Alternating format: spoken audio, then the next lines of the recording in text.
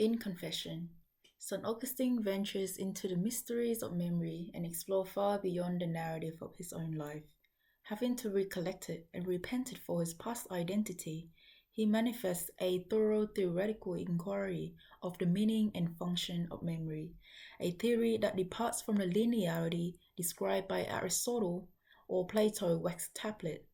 Not only Confession presented memory as a reality essential for the Christian life, it describes memory with systematic function and spatial quality, as well as time in conjunction to the mind and memory. First, memory as image. St. Augustine argues that memory is captured and contained only through images. He explains memory as working representative realism, where it only contains the imagery and the representation of things and not things themselves. He stated, the treasury of countless images of all kinds of objects brought in by sense perception. He is everything that passes through senses, organs such as sight, hearing, touch, smell, and taste are stored in memory as image. Memory can also distinguish itself among various sensory images and amongst the images created by a single sense, even when no object is present.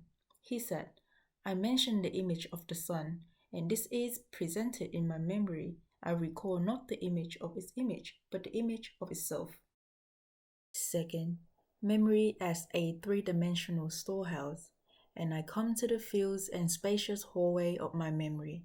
Not only St. Augustine spatialized the landscape of his memory, he also described the fluidity of this virtual landscape that is could enlarge and diminish and alter one way or another. He argues that all cogitated memories are captured and stored up in this virtual landscape as an image. Hence, when an image or memory is retrieved, some will appear on demand, and some will take longer to drag out as if it were from some hidden recess. And within this process of retrieval, some memory can show up without being called for, or the things hurry up foot in crowd, the live interview as if to say, is it not we perhaps? Until the memory that required for come forward out its secret self.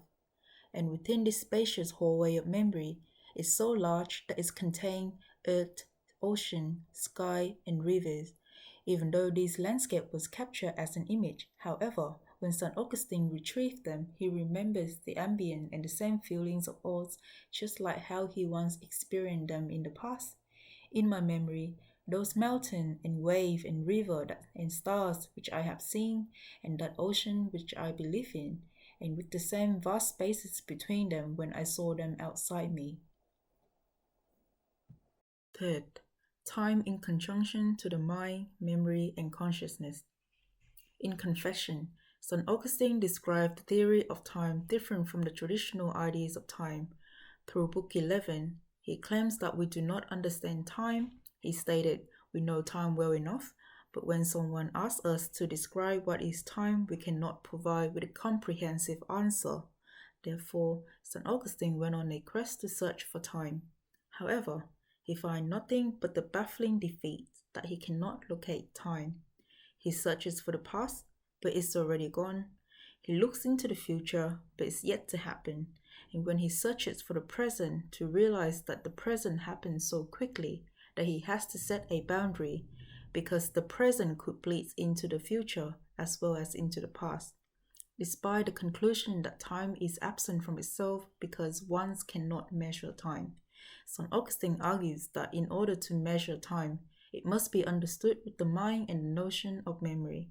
He stated, through the mind and memory, one can realize that the past passes away, but the mind keeps it in its memory, and the future is not yet to present, but the mind can participate.